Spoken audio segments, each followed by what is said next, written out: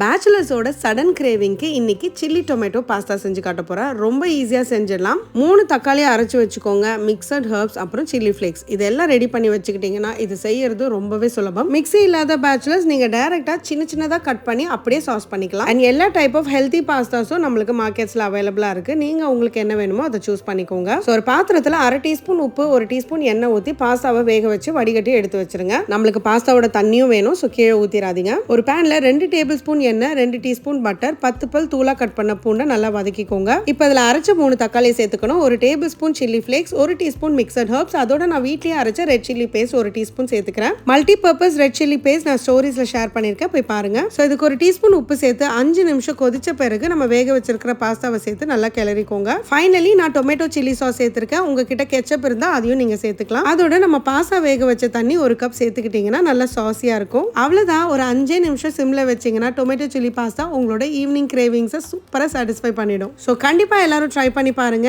அப்படியே ட்ரை பண்ணும்போது மறக்காம ஸ்டவ்வோடு சமைக்கும் போது கொஞ்சம் லவ்வோடு சமைச்சிங்கன்னா சுமாராக இருக்கிற சமையல் கூட சூப்பராக இருக்கும். எப்படி?